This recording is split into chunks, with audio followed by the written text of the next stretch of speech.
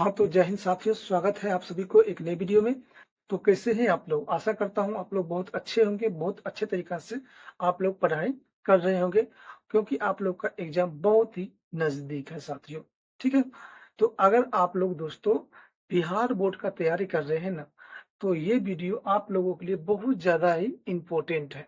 क्योंकि देखिए क्लास 10वां में एक चैप्टर है दोस्तों, वो चैप्टर है क्या? जीत जीत में निखरत हूँ।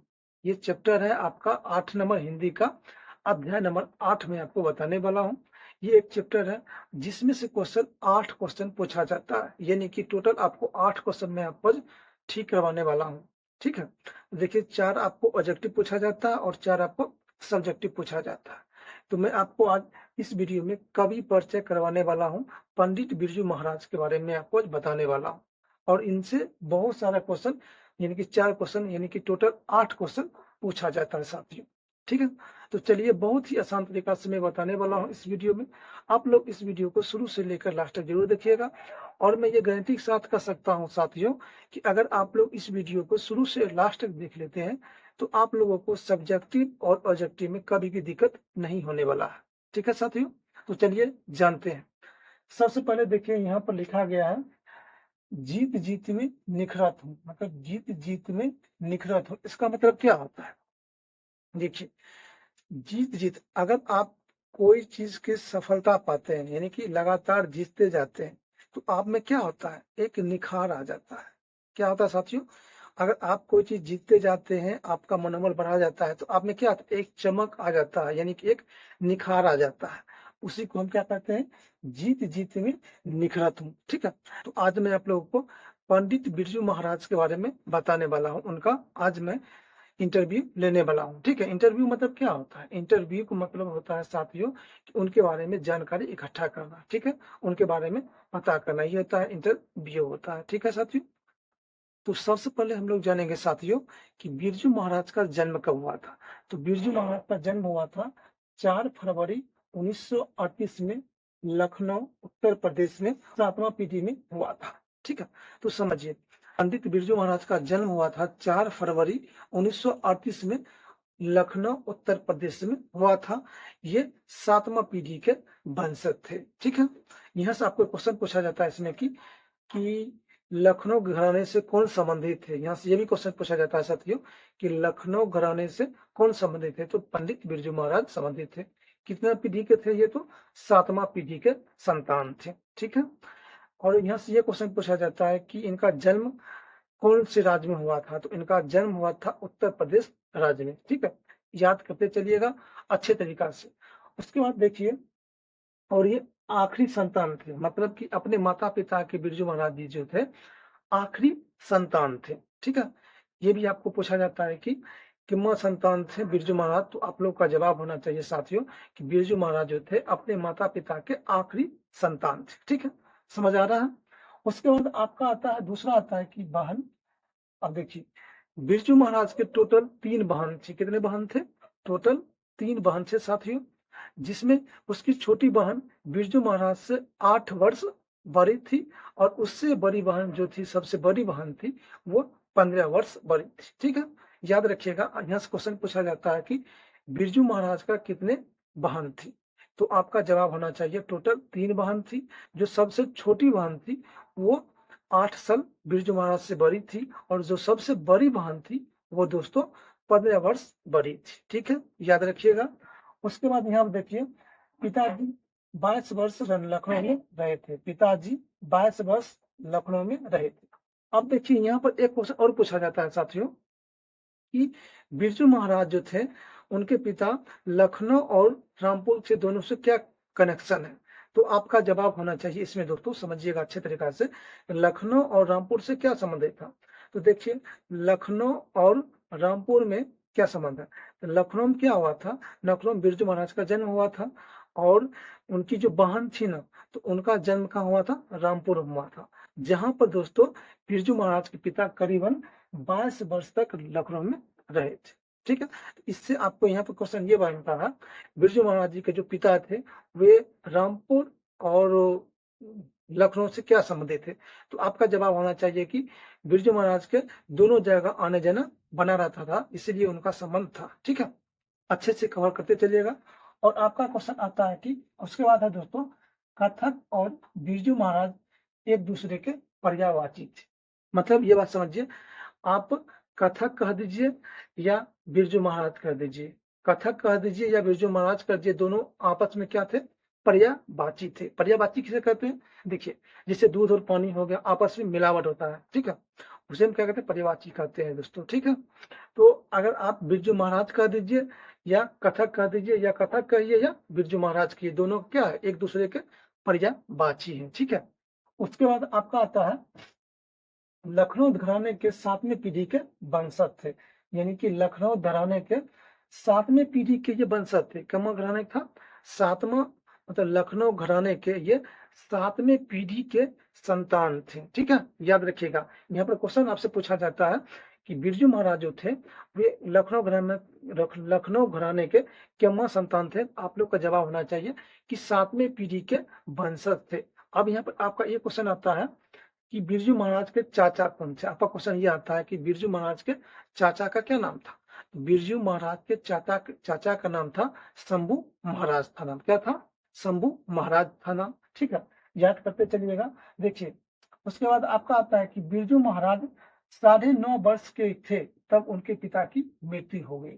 ठीक है, याद रखिएगा ये भी, बिरजू महाराज करीबन 9.5 वर्ष के थे तभी उनके पिता के मृत्यु हो जाता है। ठीक है, तो समझ आ रहा है?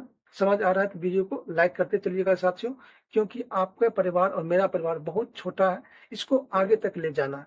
तो आप लोग को वीडियो पसंद आ रहा है तो वीडियो को लाइक करते चलिएगा साथियों। ठीक है, तो देखिए साथियों, मैं आपको फिर से क्या करता हूँ, शुरू से अच्छे से बता देता हूँ कहानी, ताकि आप लोगों को अच्छे से समझ आ जाए। ठीक है साथियों, आपसे यहाँ पे क्वेश्चन पूछा जाता है कि बिरजू महाराज का जन्म कब हुआ था? तो आपका जवाब होना चाहिए 4 फरवरी 1938 में हुआ था। कौन से राज्य में हुआ था? तो उत्तर प्रदेश राज्य में हुआ था। आपका दूसरा क्वेश्चन आता है कि ये अपने माता पिता के कितने संतान थे? आखिरी संतान थे। बिरजू महाराज के कितने बहन थे? टोटल 3 बहन थी। तो बिरजू महाराज की जो छोटी बहन थी, उन बिरजू महाराज से करीबन 8 वर्ष बड़ी थी, और सबसे बड़ी बहन जो थी वो करीबन 15 वर्ष बड़ी थी। ठीक है, बिरजू महाराज के चाचा का क्या नाम था? तो बिरजू महाराज के चाचा का नाम था शंभू महाराज था। बिरजू महाराज के पिता कितने वर्ष तक लखनऊ में रहे थे? ये भी आपसे पूछा जाता है, तो करीबन 22 वर्ष रहे थे। उसके बाद आपसे क्वेश्चन पूछा जाता है कि कथक बिरजू महाराज या बिरजू महाराज या कथक एक दूसरे के पर्यायवाची थे। ठीक है, क्लियर हो रहा है? देखिए दोस्तों, मैं जो पढ़ाऊंगा ना, आपके एग्जाम में 100% यही आता है, तो आप लोग अच्छे से कवर करते चलिएगा। ठीक है, उसके बाद आपका आता है यहाँ पर, बिरजू महाराज करीबन 9 वर्ष के थे। यानी कि बिरजू महाराज 9.5 वर्ष के थे जब उनके पिता की मृत्यु हुई। यानी कि करीबन समझ सकते हैं दोस्तों कि उस लड़का को क्या होता है, वह जो 9 वर्ष यानी कि 9.5 वर्ष का था और उनके पिता की मृत्यु हो जाता है। और उस समय आपको पता होना चाहिए दोस्तों कि उस समय में कोई डांस कर कर ना दोस्तों उतना कमा नहीं पाता था। वही 25-100 इतना रुपया मिल जाता था, वही बहुत सबसे ज्यादा था। अभी के जमाना में क्या है कि बहुत सारा प्लेटफॉर्म है जिस पर लोग क्या करता है, अपना डांस कर लाखों रुपया करोड़ रुपया कमा लेते हैं। उस समय की बात मैं बता रहा हूँ दोस्तों, जिस समय बिरजू महाराज के पिताजी मर गए थे, यानी कि मृत्यु हो गया था, उस समय बिरजू महाराज के क्या बीतता होगा, उनके परिवार पर क्या बीतता होगा। ठीक है, बिरजू महाराज का भी खाना अलग बनता था, बिरजू महाराज के चाचा का भी अलग खाना बनता था, तीनों अलग थे। अब यहाँ पर एक क्वेश्चन और आपका आता है दोस्तों कि बिरजू महाराज जब डांस करते थे ना, तो उनका जज कौन करता था? यानी एक होता है दोस्तों कि जज होता है, अगर आप लोग इंडियन आइडल में जाते हैं तो उसमें जज होता है ना कि आप अच्छे किए डांस किए, तो आपको बताया जाता है कि आप अच्छे किए। तो उस समय में बिरजू महाराज के जज जो करते थे वो कौन थे? तो बिरजू महाराज की अम्मा थी। कौन थे? बिरजू महाराज की अम्मा थी। अगर कहीं पर नाच होता था, कहीं पर प्रोग्राम होता था, वहां पर अगर बिरजू महाराज जाते थे तो वहां पर उनकी माँ भी जाती थी। अगर बिरजू महाराज अच्छे डांस करते थे तो उनको बताते थे तुम अच्छे डांस किए हो। अगर खराब करते थे बिरजू महाराज डांस, तो उनको बताते थे तुम खराब डांस किए हो। ठीक है, और एक बात और ध्यान रखिएगा, यहाँ पर एक भी क्वेश्चन पूछा जाता है दोस्तों कि बिरजू महाराज के गुरु कौन थे? तो बिरजू महाराज के गुरु कौन थे? तो बिरजू महाराज के पिता ही बिरजू महाराज के गुरु थे। ठीक है, याद रखिएगा, ये क्वेश्चन पूछा जाता है कि बिरजू महाराज के गुरु कौन थे? तो बिरजू महाराज के गुरु कौन थे? तो बिरजू महाराज के पिता ही थे। बिरजू महाराज के जज कौन थे? बिरजू महाराज के जज उनकी अम्मा थी। याद करते चलिएगा। और आपका क्वेश्चन आता है फिर यहाँ पे दोस्तों, बिरजू महाराज के पिता का 13वीं और 12वीं संस्कार 2 प्रोग्राम के पैसे से हुआ, जिसमें उसको 500 रुपया मिला। आप देखिए, जब बिरजू महाराज की पिता की मृत्यु हो गया तो अपना होता है कि 12 या 13 दिन में संस्कार होता है, पूजा पाठ होता है। तो उसमें क्या हुआ था दोस्तों, 12वीं और 13वीं संस्कार जो होता है उसमें बिरजू महाराज 2 प्रोग्राम किए थे, जिसमें उनको 500 रुपया मिला था। वो 500 रुपया को क्या किए थे दोस्तों, अपने पिता के संस्कार में लगाए थे। ठीक है, 2 प्रोग्राम, आपसे क्वेश्चन पूछा जाता है कि 2 प्रोग्राम्स को कितना रुपया मिला था बिरजू महाराज को, तो आपका जवाब होना चाहिए 500 रुपया मिला था। ठीक है, अगला आपका आता है दोस्तों, बिरजू महाराज अपने पिता को ही गुरु मानते थे, यह मैं बता ही दिया हूँ। उसके बाद आता है कि बिरजू महाराज की शादी मात्र 18 वर्ष की आयु में हो गया। आप समझिए यहाँ पर दोस्तों, अगर मानिए अगर आपकी स्थिति घर की खराब हो गया है और आपके घर में कोई करने वाला नहीं है, तो आपकी शादी जिस उम्र में होना चाहिए उस उम्र में नहीं होकर उससे पहले आपकी शादी हो जाता है। ठीक है, तो बिरजू महाराज के साथ भी वैसा ही हुआ, क्योंकि बिरजू महाराज जब 9.5 वर्ष के थे तभी उसके पिता की मृत्यु हो गया था। तो उस समय उनके घर में करने वाला कोई ना था, तो इसलिए उनको 18 वर्ष की आयु में ही उनको शादी करना पड़ा। अब यहाँ पर आता है दोस्तों आपका, और आपसे एक क्वेश्चन और पूछा जाता है कि बिरजू महाराज कौन से डांस करते थे? तो मैं आपको बता देना चाहता हूँ दोस्तों, बिरजू महाराज कथक डांस करते हैं। जो इस तरह का डांस होता है दोस्तों, कथक इससे डांस होता है, वो डांस करते थे। और डांस के साथ साथ वो गाते भी थे। कौन कौन से गाते थे यहाँ पर समझिएगा, गाते थे ठुमरी, दादरा, भजन, गजल, ये संगीत भी गाते थे। और बजाते क्या थे? बजाते थे तबला बजाते हैं, सरोद बजाते थे, सितार बजाते थे, हारमोनियम बजाते थे, ये सभी वो बजाया करते थे। ठीक है, आपको यहाँ पर क्वेश्चन पूछा जाता है, क्या बिरजू महाराज सरोद बजाते थे या हारमोनियम बजाते थे? आपका जवाब होना चाहिए बजाते थे। सरोद बजाते थे, तबला बजाते थे, कथकली डांस करते थे, गजल गाते थे, ये सारे चीज वो गाते थे और बजाते भी थे। ठीक है, आपसे क्वेश्चन ये पूछा जाता है कि बिरजू महाराज को कब भारत का दूसरा सम्मान पद्म श्री पुरस्कार कब मिला था? तो आपका जवाब होना चाहिए दोस्तों, भारत का दूसरा जो पद्म श्री पुरस्कार होता है वो मिला था उनको करीबन 1986 मिला था। कब मिला था? 1986 में मिला था। जो भारत का दूसरा नागरिक सम्मान होता है वो उनको मिला था 1986 में मिला था। और आपका लास्ट क्वेश्चन है कि बिरजू महाराज की मृत्यु कब हुआ? आपका लास्ट क्वेश्चन है कि बिरजू महाराज की मृत्यु कब हुआ? का जवाब होना चाहिए बिरजू महाराज का मृत्यु हुआ था 17 फरवरी 2022 में 83 वर्ष की उम्र में देहांत हो गया। कहां पर हुआ था? तो दिल्ली में हो गया था हार्ट अटैक के कारण। ठीक है, आपसे देखिए क्वेश्चन पूछा जाएगा बिरजू महाराज का अंतिम सांस कहाँ लिए? तो आपका जवाब होना चाहिए दिल्ली में वो अंतिम सांस लिए थे। कितने वर्ष की उम्र में उनकी मृत्यु हुई? तो उनकी मृत्यु हुई 83 वर्ष की उम्र में मृत्यु हो गया था। ठीक है, तो दोस्तों ये हम आपको बताए थे बिरजू महाराज के जीवनी के बारे में। मैंने आपको बताया था जिससे हम लोग आज के जमाने में इंटरव्यू करते हैं। मैं आपको बहुत ही आसान तरीका से बता दिया हूँ। ठीक है, तो आप लोग, मैं आपसे जो क्वेश्चन पूछता हूँ उसका जवाब आप लोग दीजिए। ठीक है, आपसे फर्स्ट नंबर क्वेश्चन है कि बिरजू महाराज की कितनी बहन थी? आपका जवाब होना चाहिए 3 बहन थी। सबसे छोटी बहन 8 वर्ष बड़ी थी और सबसे बड़ी बहन 15 वर्ष बड़ी थी।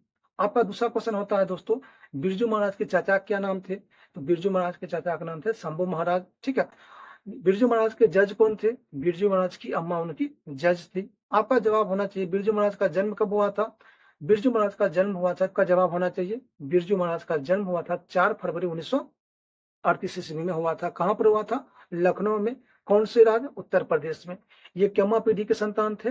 ये 7वें पीढ़ी के संतान थे। ये अपने माँ के आखिरी संतान थे। ठीक है, ये भी आपसे पूछा जाता है। आपसे क्वेश्चन मैं आपसे पूछता हूँ, बिरजू महाराज के भारत के दूसरा नागरिक सम्मान कब मिला था? तो आपका जवाब होना चाहिए 1986 में मिला था। भारत का दूसरा सर्वोच्च नागरिक सम्मान होता वो मिला था 1986 में। ठीक है, तो इस प्रकार से आप लोगों को याद कर लेना होगा ताकि आप लोगों को सब्जेक्टिव और ऑब्जेक्टिव छूटे नहीं। ठीक है, अगर आप लोगों को दोस्तों इसका पीडीएफ चाहिए तो मैं आप लोगों को इस वीडियो के डिस्क्रिप्शन में दे दूंगा लिंक, आप लोग वहां से इस पीडीएफ को डाउनलोड कर सकते हो। ठीक है, अब मैं आप लोगों को अगला वीडियो लेकर आऊंगा, जिसमें आप लोग ऑब्जेक्टिव भी कर सकते हो, सब्जेक्टिव क्वेश्चन भी लेकर आऊंगा आप लोगों के बीच। आशा करता हूं दोस्तों कि आप लोग बहुत ही आसान तरीका से समझ गए होंगे। तो आप लोग को एक ही रिक्वेस्ट है दोस्तों, आप लोग सपोर्ट कीजिए, सपोर्ट बनाए रखिए। आप लोग ज़्यादा से ज़्यादा वीडियो को शेयर कीजिए, वीडियो को लाइक कीजिए। देखिए, आप लोग जितना हमको लाइक कीजिएगा, शेयर कीजिएगा, उतना हमको मोटिवेट मिलता है। जिसके कारण से क्या होता है कि मैं आप लोगों के लिए अच्छे से वीडियो लेकर आता हूँ, ताकि आप लोगों को अच्छे से समझा सकूँ और आप लोग का तैयारी करवा सकूँ, ठीक है? तो आशा करता हूँ कि अपना परिवार, मेरा और आपका परिवार बहुत छोटा है, इस परिवार को बहुत ऊपर तक ले जाना है। तो आप लोग ज़रूर दोस्तों इस वीडियो को शेयर कीजिएगा, और चैनल पर परिवार जो भी आए हैं दोस्तों, वीडियो पसंद आया है तो वीडियो को लाइक कीजिएगा, ठीक है? मिलते हैं दोस्तों किसी अगले वीडियो में, तब तक के लिए नमस्कार दोस्तों। जय हिंद, वंदे मातरम।